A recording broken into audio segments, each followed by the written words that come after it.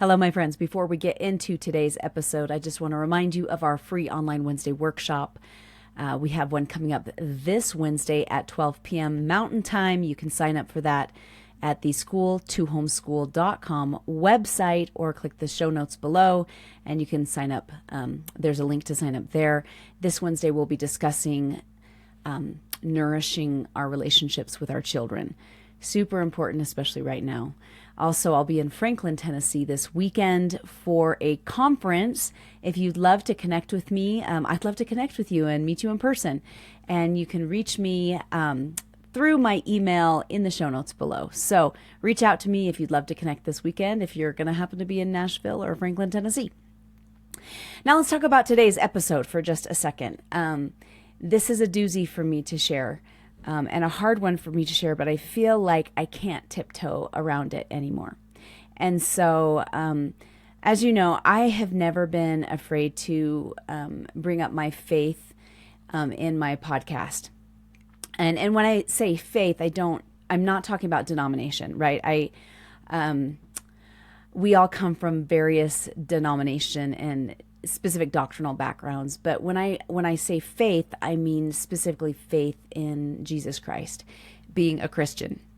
And so that will come into play today in a big way because of recent events that have happened in our country with Charlie Kirk, with the kids in Evergreen, Colorado, which, by the way, I have family members who were there. With things that have happened with the Catholic school. It's time, and all of the other tragedies and divisions that have happened within our country. It's time that I feel really strongly that we need to discuss something that is not taught in school, something, as a matter of fact, that is rejected in school, and that's matters of the heart. We talk about character development, and yet so much is dependent on faith. When I think about the foundation of our country, we were founded upon Christianity. We were founded upon Christian principles. And I know that there are secular historians that would love and try desperately to reject that. But you cannot look at the history. You cannot look at the things and the quotes and the things that they said and deny that it was anything else. Most of our founding fathers were God-fearing Christian men. They may have come from different denominations, but most of them believed in Jesus Christ. And when they set up our constitutional republic, they set it up on foundational principles, foundational Christian principles specifically. That's what's made our country so unique, is this belief that all men are created equal, that there is a divine creator, and that we are all important in his eyes. And then as you look at the constitutional amendments, you can see the Christianity in it. And for so long, and even at the foundation of the public school system in the United States, Christianity was hijacked and replaced very, very early on. So the foundation of our country, 1852, when it comes to the school system, 1852, Horace Mann pushed Massachusetts to adopt a compulsory education schooling model, that suddenly we have public school as we know it, or government school is really what it is. And then from there it went downhill. And I've said in the past, like, I thought that Horace Mann was a little bit nefarious, and perhaps he wasn't. Perhaps that I've not given him the due grace I ought to give him. But he wasn't the only one. We get John D. Rockefeller's hand in it, John Dewey's hand in it, which is really what we have now, is a very John Dewey system. And John Dewey is not the Dewey Decimal System. I need to clarify. And so I think I think it's interesting that our system has gone downhill, right? We have intensely high illiteracy rates. We've got kids leaving college without having a thought in their brains or abilities to do anything productive. We have a generation of, frankly, lazy people who are entitled and it's not everybody, right? But it sure is a lot. We've got kids who are addicted to screens. We've got all sorts of just we've got a mess on our hands, and the thing that will bring us back, that will clean things up, the public school refuses to teach. I love Vadi Bachman Jr. He said, "We cannot continue to send our children to Caesar for their education and be surprised when they come back as Romans." We see an influx of more and more atheism and agnosticism. And we took God out of the picture a long time ago. I read a really daunting book a couple years ago, right after it came out. It's by Jonathan Cahn, and it's called Return of the Gods. If you choose to read it, I'll just let you know ahead of time that it is very heavy. It's disturbing and it's dark, and I'd read a little bit at a time, and then I'd have to come up for air and not read it for a little while, because it's so heavy. And what he talks about is historically throughout history, since the beginning of time, since going back almost to creation, that we as humans we worship God, right? And when the true and living God is replaced, when we remove the true and living God from our hearts, it is replaced by another God. And whether even those who are atheists still worship something. Sometimes it's people worship their own brains or their own ideologies. Sometimes they worship science. Sometimes, like it is, our hearts are prone to worship God. So when we remove God from our heart, it is replaced by something else. Anyway, and he goes over the history of different forms of worship. And anyway, it's a heavy, heavy book. But that got me thinking. The last couple months have been really heavy for me. My mom passed away. After my mom's passing, she passed away just a little over a month ago. It was almost exactly a month ago that we had her funeral and buried her. And then very quickly, my father's health continued to decline with my mom gone. And my dad, in a very real way, has a broken heart. And he's still alive, but he's not doing well. And then to top it off, my son left on Thursday for a 2-year mission service. So I won't get to see him for 2 years other than on screen or via email once a week. But I won't get to see him in person. And he is excited to teach people about Jesus. And it's a beautiful thing for him to spend the next 2 years. But as a mom, going to the airport and saying goodbye was really tough, especially after everything that happened on Wednesday. And when we have loss, it opens up a cavity in our hearts and enables a period of reflection, of really, really deep reflection. And I've been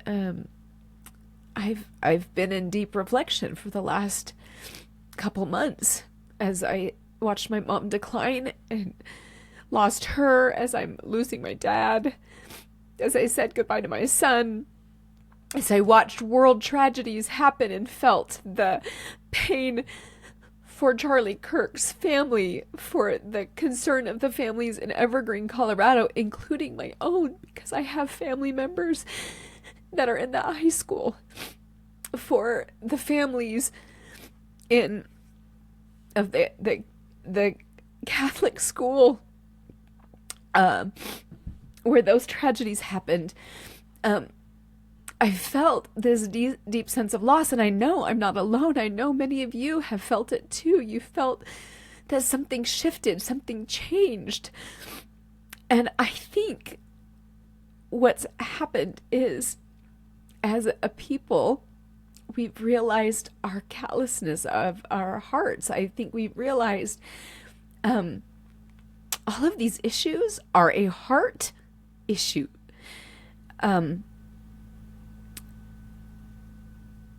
It's matters of the heart. Like, our hearts need to change. One of the reasons I'm a big proponent of homeschooling and encouraging parents to remove their kids from the public school system when they are able, when they're able to make it a reality. And the whole reason I started this podcast was so that you could get the hearts of your kids back. Because, as I mentioned before, you cannot parent a child whose heart you do not have. If you don't have their hearts, you can't parent them. And believe me, I have learned the hard way that is true. And when you have their hearts, parenting is beautiful. It's still hard, but it's beautiful and it's rewarding. And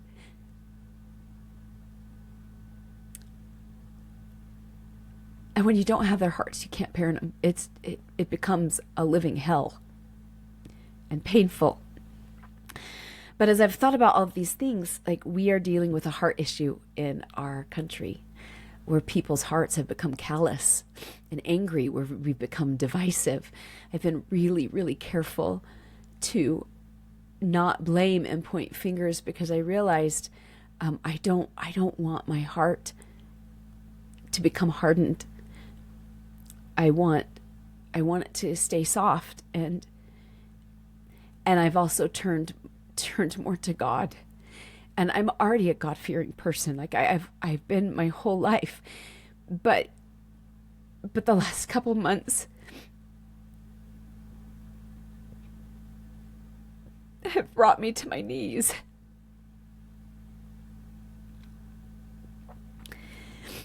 And it's reminded me that one of the beautiful things that I can do with my kids, that I am obligated to do with my kids, is to teach them about Christ, to teach them about salvation, to teach them about repentance, to teach them, and not just teach them, but show them.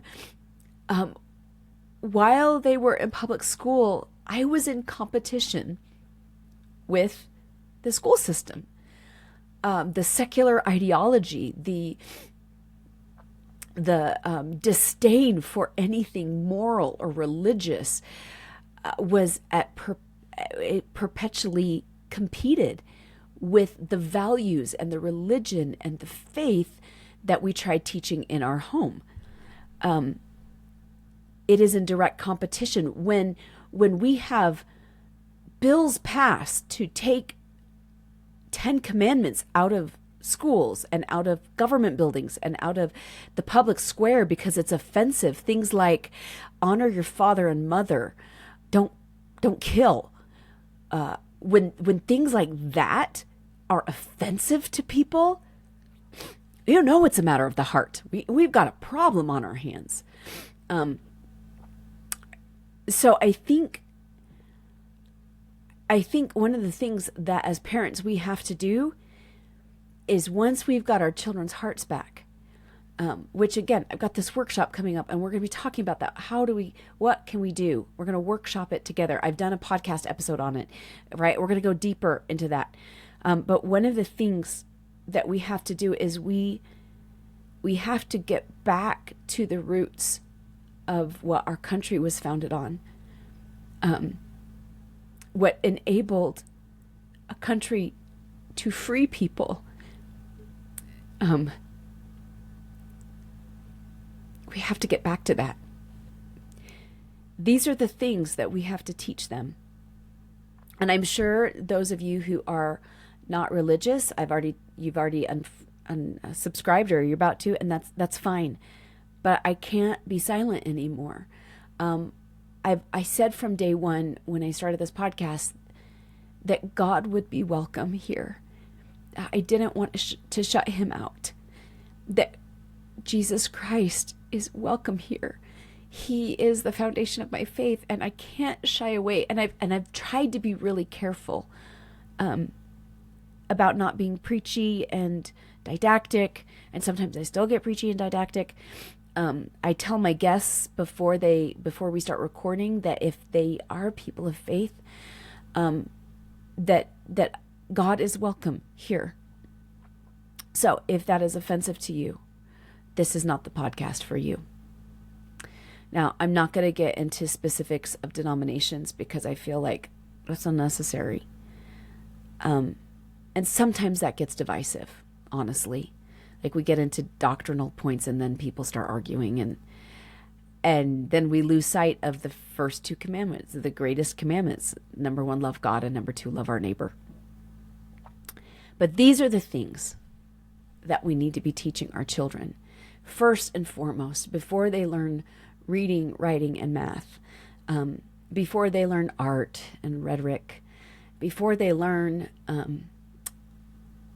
and in some cases, as they're learning these things, things like composer study or physical education or science or, any of those subjects, there's more fundamental things that we need to show them, that we need to teach them. Number 1, we need to teach them to love God. We need to teach them that they can be redeemed. That even when we make mistakes, we can be forgiven. We need to teach them to love their neighbor, to have patience and long-suffering towards their neighbor, to have charity, the pure love of Jesus Christ in our hearts. We need to teach them to return ugliness with kindness. We need to teach them how to forgive. Not that we forget things, not that when people have wronged us that we forget those things, but that we forgive. We let go of all of the anger. And not that we have to continue to receive ill treatment, but that we need to let go of the anger that festers inside of us when we feel like somebody's wronged us, that we have to let go of that. Doesn't mean we have to trust the people again, but we do have to let go of the anger and forgive them. We need to teach them to pray. We need to teach them to pray even for their enemies. And if you've never prayed, try it. There are lots of ways to pray. But it's real. I had an experience I'll share in a minute. We need to teach them that God answers their prayers. We need to teach them to speak truth, even when it isn't popular. I've been amazed at the disdain that the comments that people have made to Charlie Kirk. Now, I learned from Todd Rose a few weeks ago that at a minimum of 30% of comments on comment sections in online and on social media are bots paid for by somebody. So there's this idea of collective illusion that that things aren't always as they appear. People don't always believe as much as we think that, far more people believe some of these ideologies than actually do because they're bots. that make us believe that because of the amount of comments, right? And that's not necessarily accurate. One of the things I was dumbfounded about, and I was like, how many of these people are bots versus actual people who made comments about the hate speech of Charlie Kirk? Now, I know some of them are real because some of the people on my Facebook page that I'm friends with have said, oh, he said hateful comments. And I'm like, he did. I listened to a lot of Charlie Kirk, y'all. And he spoke hard things. Truth is hard sometimes. Being told that we need to change and repent is hard. We don't want to admit our follies. And sometimes that's hard. And people are like, that's hateful. No, it's actually very loving to speak truth, to live in truth. We need to teach our children to not be afraid to speak truth and not be afraid of the truth. We need to teach our children to have courage to do the right thing even when you're afraid, because indeed that is what courage is that you're doing the right thing even though you are scared. We need to teach them to cast our burdens at the feet of Jesus, that he will change our hearts.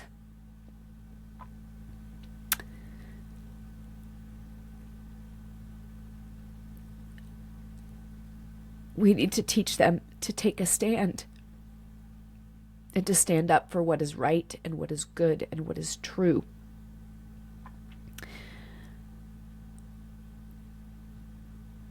We need to teach them that God indeed answers prayers,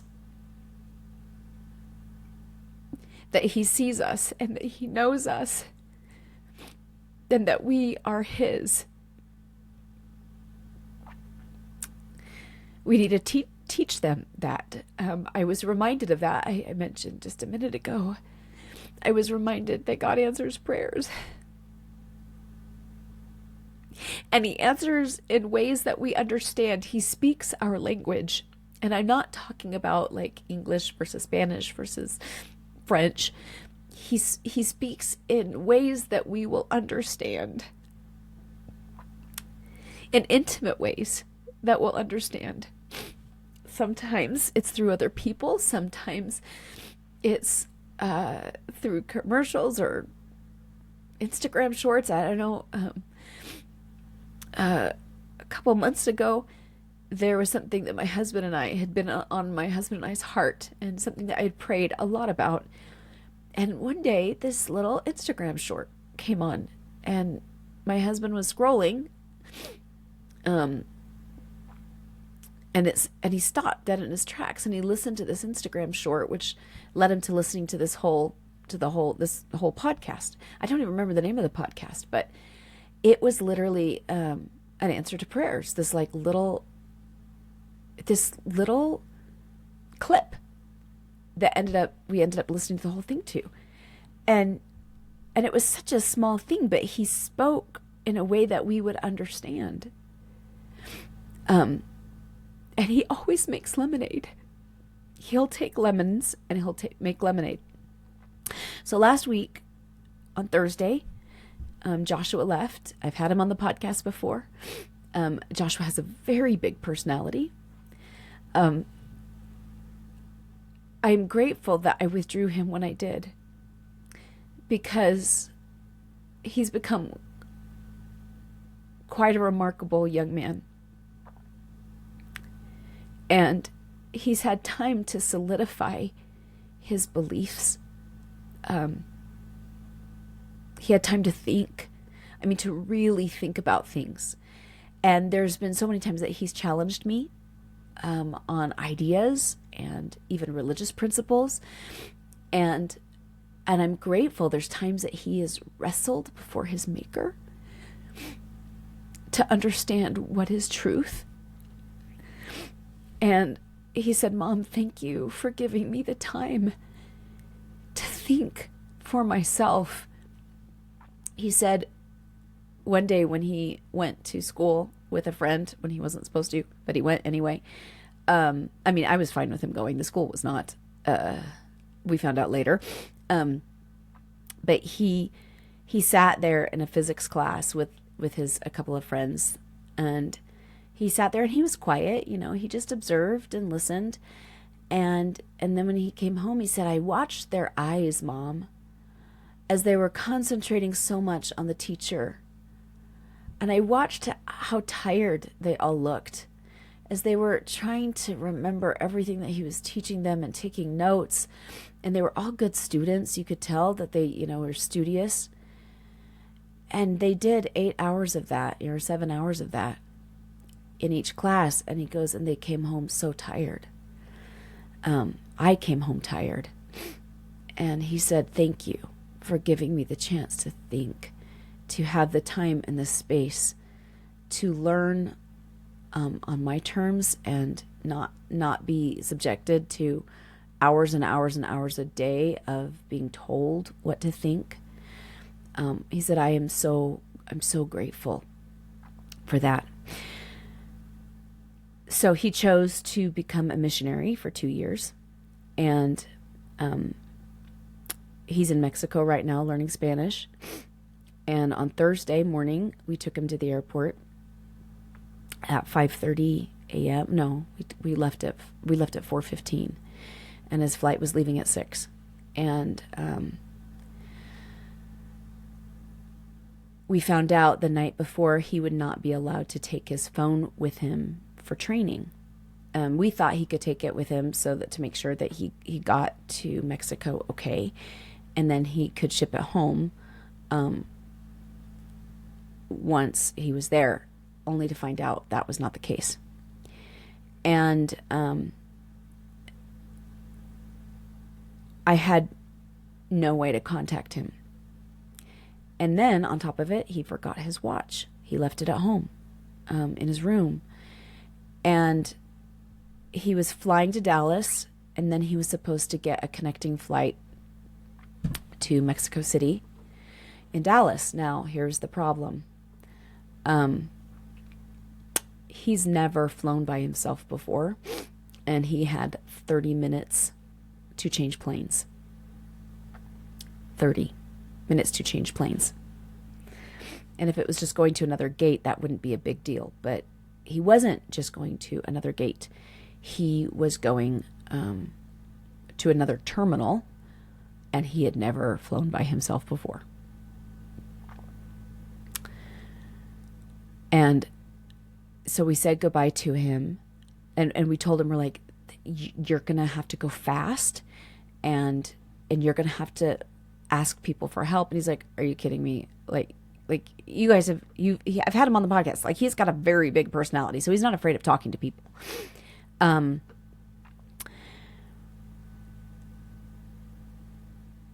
So he goes, and I realized he forgot his watch, so he didn't have a way to tell time to know how long his layover was. And y'all, I started having a panic attack. And I cried most of Thursday, number one, with all of the loss that's happened last week. And then on top of it, realizing that I wasn't going to, like, it hit me that I wasn't going to see him for 2 years. And then panicking about, oh my gosh, what if he doesn't make it? Like, what if he gets lost somewhere in this country, in Dallas, and has no way to get, contact us? And what if when he gets to Mexico City, they don't pick him up? All of these, panic struck, and I lost it. I cried most of Thursday, and I prayed, and I said, "Please take care of my son. Please let me know he's okay." And there was nothing that I could do. There's no one that I could call. There was nothing. Now, Jason's like, "Oh, I'm sure he'll be fine." I mean, a little worried, but I'm sure he'll be fine, right? He's a man, and men are just, they let things wash off. At least my husband things wash off his back really easy. With me, not so much. And I, thankfully, I had to take care. I'm directing a play right now, and so I went to rehearse, and so it took my mind off things for a little bit, but it's still, like, the second I had space, I just felt this hole in my heart. And I finished rehearsing, and I kept praying in my heart, just let him be okay. And let me know he's going to be okay somehow. And as I left rehearsals, and I looked down at my phone, and there was a text from a number I didn't recognize.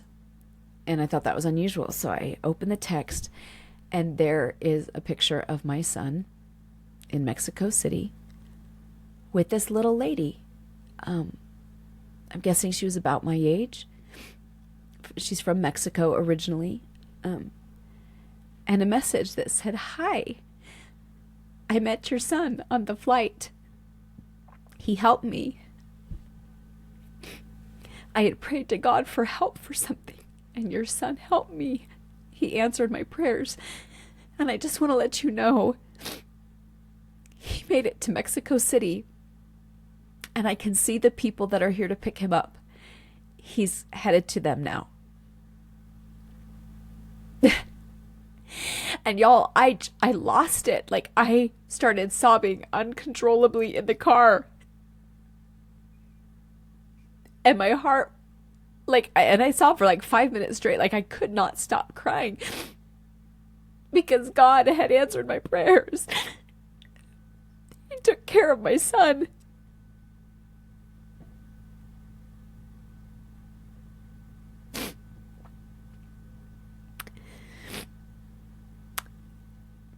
So my message today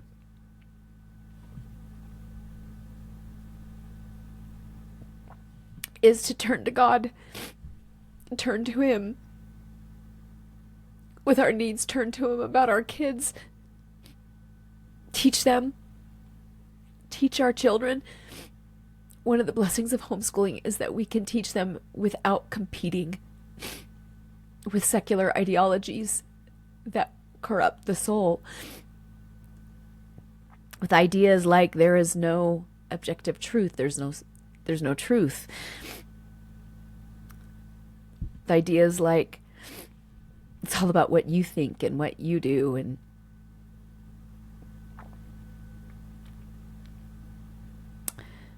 with ideas like you can decide your gender.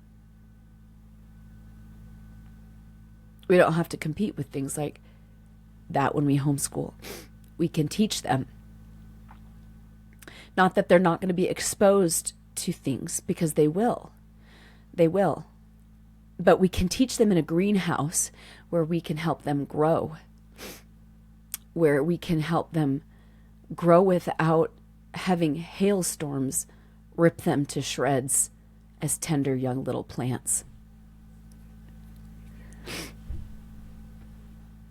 I know a lot of homeschoolers come under contempt because people say, "Oh, you shelter your kids." Y'all, our kids live in the world. We can't keep them out of the world. We're in it. But at least when we have them at home, we don't have to compete with godless ideas that are destructive, that will destroy them. We don't have to compete with that. Not as much.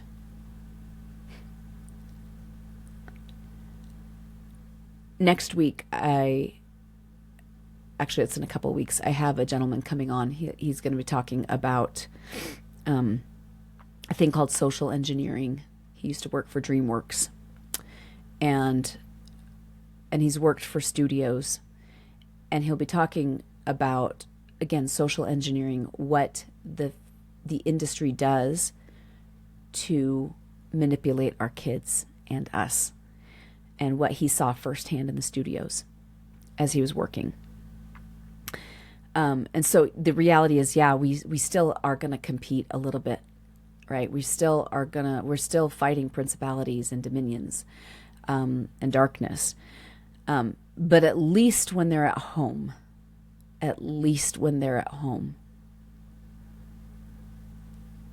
we teach them first. So with that, teach them to love God, to love their neighbor, to return ugliness with kindness, to forgive, to pray, to speak truth, to be courageous, to stand up for what's right, to allow God to change our hearts and theirs. And most importantly, let's teach them to turn to Jesus,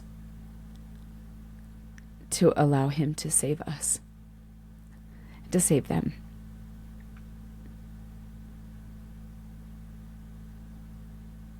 Mamas and papas, grandmas and grandpas, you are doing so much better than you think you are.